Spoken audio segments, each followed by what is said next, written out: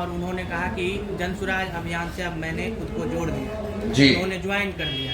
जी। क्या कहना होगा इस पर? देखिए, ये जनसुराज का प्रयास ही है कि बिहार में हर वो व्यक्ति जो चाहता है कि बिहार में नई व्यवस्था बने, सुधार हो, शिक्षा हो, रोजगार हो, जो इस 30, 35, 40 वर्षों की कुव्यवस्था से त्रस्त है, जो भी कंधा लगाना चाहता है उसका स्वागत है। उसी दिशा में बिहार की एक बेटी अक्षरा सिंह अगर कल ज्वाइन की है तो उनका भी स्वागत है। उन्होंने भी कहा कि भाई ये दल तो है नहीं, एक अभियान है और हर वो व्यक्ति जो बिहार में सुधार चाहता है उसकी ये जिम्मेवारी है कि वो इसमें जुड़े, अपना कंधा लगाए।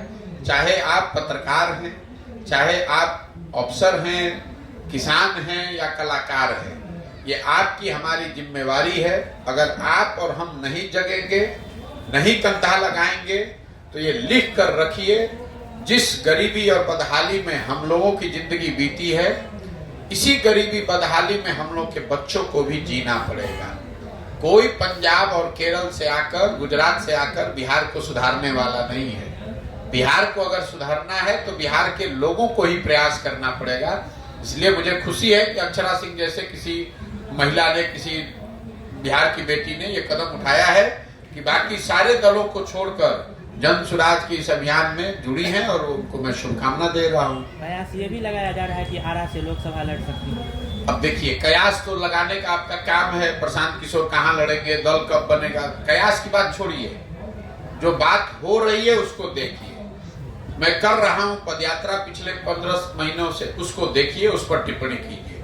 पदयात्रा करके कब तक करेंगे, क्या होगा, कैसे, कयास का तो कोई अंत ही नहीं है। कल उन्होंने ज्वाइन किया है, उन्होंने ये कहा है कि इस अभियान के जरिए जो बिहार को सुधारने का प्रयास हो रहा है, मैं उसमें सहमति अपना व्यक्त कर रही हूँ, उसमें अपना कंधा लगाना चाहती हूँ। इसमें जो भी कंधा लगाना चाहता है उसका स्वागत है। 2024 की लोकसभा को लेकर के जनसुराज की कोई प्लानिंग नहीं है। हम चुनाव, ये जनसुराज का जो पूरा अभियान है, ये चुनाव के नजरिए से नहीं किया जा रहा है। चुनाव तो हम बहुत लड़ाए हैं, जिताए, हराए, वो सब अलग बात है। 2015 में तो मैं बिहार में महागठबंधन की मैंने मदद की, मैं पूरा बिहार जीत गया था महागठबंधन के साथ। उससे बिहार तो नहीं सुधरा। 2014 में मोदी जी देश में जीत गए, उससे तो बिहार नहीं सुधरा। उससे पहले यूपीए की सरकार थी, उससे तो बिहार में पलायन मजदूरी नहीं रुका। तो मैंने इसीलिए आपको कहा कि 10 साल का मेरा जो अनुभव है उसके आधार पर मैंने ये तय किया है कि नहीं, अगर बिहार में सुधार होना है तो सिर्फ राजनीतिक परिवर्तन, राजनीतिक दल चुनाव लड़ने हारने से नहीं होगा। जब तक समाज के स्तर पर प्रयास नहीं किया जाएगा, लोगों को नहीं जोड़ा जाएगा, समझाया जाएगा, तब तक बिहार में आमूल चूल परिवर्तन नहीं हो सकता। लेकिन गठबंधन वाले तो अक्सर प्रशांत जी पर आरोप लगाता है कि ये भाजपा की ग्रुप है। भैया, गठबंधन वालों को दिख रहा है मैं भाजपा का बी ग्रुप हूँ, भाजपा वाले को दिख रहा है कि मैं महागठबंधन का बी ग्रुप हूँ। भाई, भाजपा वाले तो ये बता रहे हैं कि प्रशांत किशोर जो प्रयास कर रहे हैं तो हम ही लोग के वोट का बड़ा नुकसान हो रहा है। देखिए, सच्चाई ये है कि दोनों दलों को बिहार में मुफ्त में वोट लेने का आदत लग गया है। जो गठबंधन के वोटर हैं, खासकर मान लीजिए मुसलमान वर्ग के जो लोग हैं, वो बिहार में दलितों के बाद सबसे ज्यादा गरीब, बदहाल, फटेहाल हैं। लेकिन भाजपा के डर से मजबूरी में वो लालटेन को वोट देते हैं, महागठबंधन को वोट देते हैं। वो महागठबंधन के वोटर नहीं हैं। उसी तरीके से समाज का एक बड़ा वर्ग जो भाजपा को वोट देता है, वो भाजपा का वोटर नहीं है, वो लालू जी के डर से खाली इनको वोट देता है। तो ये दोनों दलों को, दोनों गठबंधनों को जो डर हो गया है कि भाई जो ये मुफ्त में हम लोग मलाई मार रहे हैं, मुफ्त में जनता का वोट ले रहे हैं, जनता ने मिलकर अगर कोई अपना तीसरा विकल्प बना लिया तो दोनों की मुफ्तखोरी खत्म हो जाएगी। इसीलिए ये घबराहट है, इसीलिए इस तरह के अनर्गल प्रलाप हैं।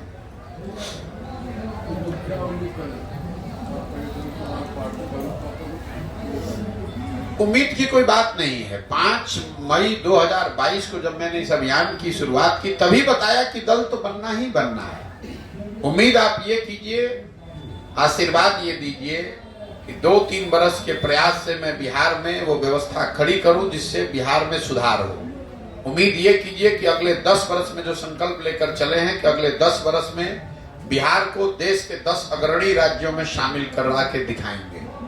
आप उम्मीद ये कीजिए कि अपने जीवन काल में हम लोग वो दिन भी देखें जब गुजरात से, पंजाब से, महाराष्ट्र, तमिलनाडु से लोग आकर बिहार में मजदूरी और रोजगार करने आए।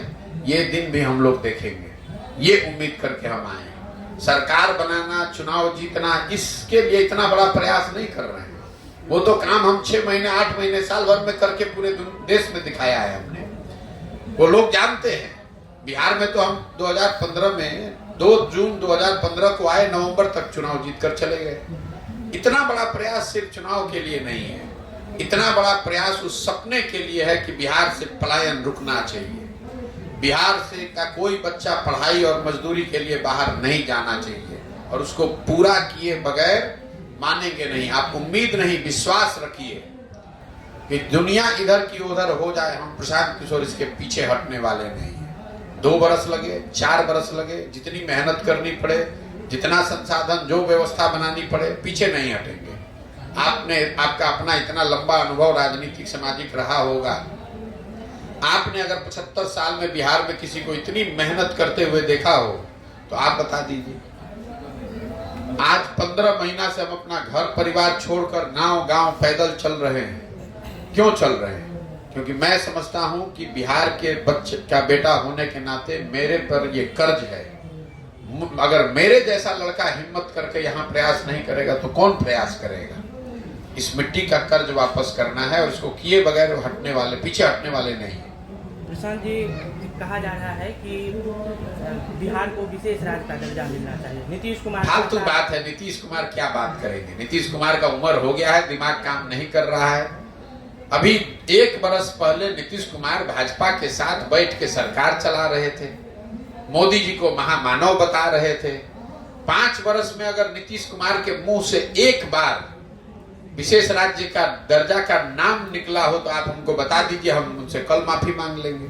जब भाजपा के साथ ये आदमी बैठा हुआ था तो इसको विशेष राज्य का दर्जा नहीं दिखाई दे रहा था। आज जैसे भाजपा मतलब केंद्र में किसी दूसरे की सरकार है तो विशेष राज्य के दर्जा। देखिए, बिहार की जनता इतनी बेवकूफ नहीं है। वो एक बात तो हर आदमी जान गया है कि नीतीश कुमार की बस जीवन में एक प्राथमिकता है, किसी तरह अपनी कुर्सी बची रहे। ना उस आदमी का कोई सिद्धांत है, ना उस आदमी की कोई विचारधारा है, ना उस आदमी को बिहार की कोई चिंता है। उसको बस एक ही चिंता है कि किसी तरह फेविकॉल लगा के जो हम कुर्सी पर बैठे हुए हैं, ईमान बेच के, अपनी लेगेसी बेच के, किसी तरह वो कुर्सी जितना दिन चलना है चल जाए। लेकिन मैं आपको ये भी बता रहा हूं, ये नीतीश कुमार के राजनीति का अंतिम दौर चल रहा है। जितना हाथ पांव मार ले, हम उनमें से नहीं है जो रोज रोज इस तरह की भविष्यवाणी करता है। हमने एक बार बंगाल में कहा कि भाजपा नहीं जीत रही है तो नहीं जीत रही है, 100 नहीं पार करेगी तो नहीं किया पार। मैं आपको विश्वास से कह रहा हूं, नीतीश कुमार के राजनीतिक पारी का अंतिम दौर चल रहा है। वो चाहे दुनिया में जो प्रयास करना है कर ले। अब बिहार की जनता उस आदमी पर एक दिन भरोसा करने को तैयार नहीं है। कल अगर वोट हो जाए तो नीतीश कुमार को पानी पीने को नहीं मिलेगा। नीतीश कुमार को हम जब से पदयात्रा कर रहे हैं तब से ये चुनौती दिया हुआ है हमने कि अगर दम है तो अपनी सुरक्षा लेकर एक पंचायत में पैदल चल के दिखा दो, पब्लिक जीना हराम कर देगी। इतना गुस्सा है नीतीश कुमार के लिए। नीतीश कुमार का क्या बात करते हैं? ये आदमी विधानसभा में खड़ा होकर जिस तरह के वाक्य इसने बोले हैं, इस पूरे बिहार के लोगों को शर्मसार किया है, और ये बढ़ने वाला है।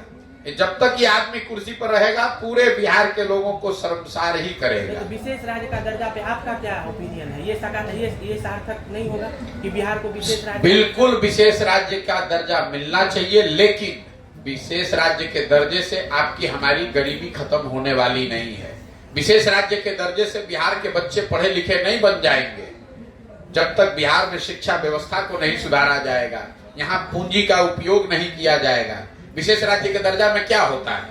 उसके अपने नॉर्म। अरे सुनो, कुछ नहीं नॉर्म होता है। अभी केंद्र सरकार का कोई योजना जो चलती है उसमें 60% केंद्र दे रहा है, 40% राज्य दे रहा है। ठीक है, विशेष राज्य का दर्जा हो जाएगा तो आपको 90 मिलने लगेगा, 10 ही आपको देना पड़ेगा। पहली बात समझिए, बिहार को बैकवर्ड स्टेट ग्रांट के तहत ऑलरेडी वो एक्स्ट्रा पैसा मिल रहा है, लेकिन मान लीजिए कि 90 मिलने भी लगे तो मैंने अभी आपको आंकड़ा दिया, मनरेगा में जो पैसा आपको मिल रहा है वो तो आप दिल्ली से लेकर आए नहीं। आवास योजना में बिहार सरकार का यूटिलाइजेशन है 60%, 40% लाए ही नहीं। जो यहाँ पर किसानों को प्रधानमंत्री योजना का पैसा मिलना है वो सबसे कम, पूरे देश में सबसे कम किसानों को बिहार में मिल रहा है। तो जो लाभ आपको मिल रहा है, मिल सकता है, उसका तो आप उपयोग कर नहीं रहे हैं। जनता को बेवकूफ बना रहे हैं कि विशेष राज्य का दर्जा होना चाहिए, और अगर होना चाहिए तो 18 वर्ष में 5-5 वर्ष में तुम्हारा नींद काहे खुलता है भाई? 18 वर्ष में होना चाहिए। मुझे आप पत्रकार हैं, एक हमको खबर दिखा दीजिए कि नीतीश कुमार आज गए अपने कैबिनेट के साथ प्रधानमंत्री से मिले या सर्वदलीय बैठक सभी को लेकर गए कि भाई बिहार को विशेष राज्य का दर्जा का मांग करने के लिए, वो दे ना दे वो अलग बात है। आपको जातीय सर्वे कराना था तो सबको लेकर गए थे ना प्रधानमंत्री से मिलने। विशेष राज्य के दर्जा के लिए आज तक गए 18 साल में? अरे ये आदमी फर्जी बात कर रहा है और जनता मान लेगी। 18 वर्ष रहने के बाद आपको याद आ रहा है कि अब विशेष राज्य का दर्जा होना चाहिए। 18 वर्ष के बाद कह रहा है कि वंचित समाज के लोगों को हक नहीं मिला। हम रोज कह रहे हैं कि अगर हक नहीं मिला तो हक तुम्ही ने तो मारा है भैया। 32 साल से बिहार में सत्ता में कौन लोग हैं? लालू और नीतीश। तो अगर समाज के किसी वर्ग को हक नहीं मिला तो हक किसने मारा? लालू ने मारा, नीतीश ने मारा। किसने रोका है लालू और नीतीश को कि भाई आप अकलियत के किसी आदमी मुसलमान भाई को गृह मंत्री बना दीजिए? तेजस्वी यादव को कहिए कि भाई पथ निर्माण विभाग, ग्रामीण कार्य विभाग, स्वास्थ्य विभाग, शिक्षा विभाग आप दलित को, पिछड़ों को दीजिए। कौन रोक रहा है? तो सारा विभाग, एक इसको ध्यान रखिए, बिहार में इस साल का बजट है 2,46,000 करोड़ का, और 60% 2,46,000 करोड़ का जिन विभागों का बजट है वो दो ही आदमी के पास है, नीतीश कुमार और तेजस्वी यादव। तो हक किसने मारा है? पूरे बिहार का हक इन दो लोगों ने मारा है। लालू, नीतीश, इन लोगों ने हक मारा है। भाई आप वंचितों की बात कर रहे हैं, कौन आपको रोक रहा है कि आप किसी दलित को बनाइए शिक्षा मंत्री? कौन बनाने से रोक रहा है?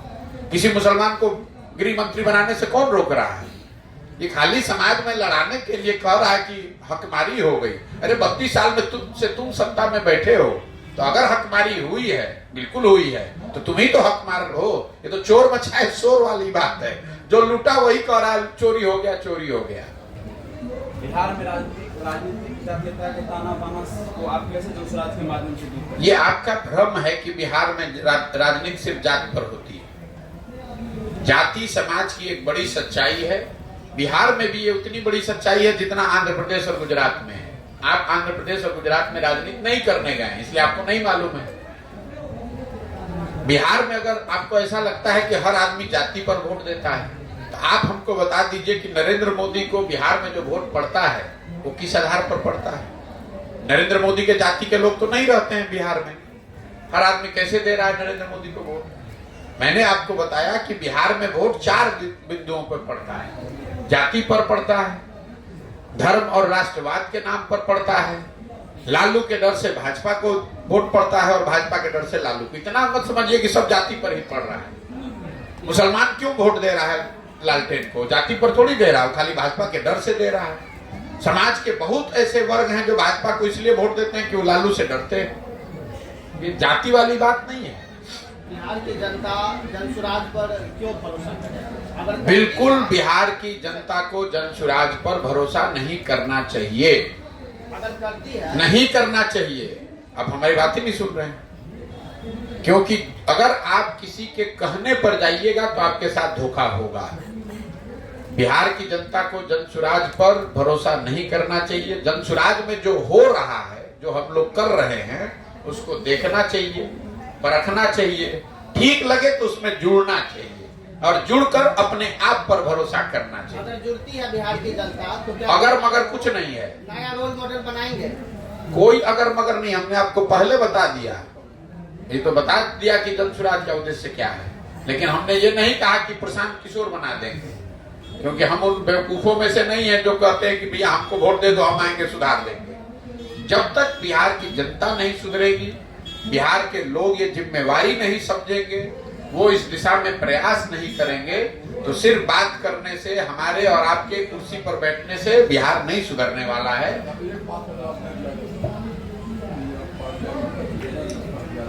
पार्लियामेंट के चुनाव को लेकर सर एक मिनट, भले ही तब तक आपकी पार्टी नहीं बन जाती है, तो कुछ तो समर्थन तो आप करेंगे पूरे हिंदुस्तान में। देखिए, अगर बिहार में लोकसभा का जब चुनाव होगा, उससे पहले जन स्वराज दल तो बन नहीं पाएगा, क्योंकि दल तो तभी बनना है जब हम पूरी पदयात्रा कर लेंगे, और लोकसभा से पहले पदयात्रा पूरी नहीं होगी, क्योंकि अभी आधा बिहार बाकी है। लेकिन अगर जनता अपने उम्मीदवार खड़ी करती है, तो वहां पर जन स्वराज उनको समर्थन कर सकती है। आपने कहा किसको समर्थन करेंगे? जन स्वराज का समर्थन जनता को है, ना एनडीए को है, ना इंडिया को है। लेकिन अगर जनता का उम्मीदवार कहीं खड़ा होता है, कोई निर्दलीय आदमी खड़ा होगा, तो उस समय वो निर्णय लेंगे कि जन स्वराज से उसकी मदद करनी है कि नहीं करनी है।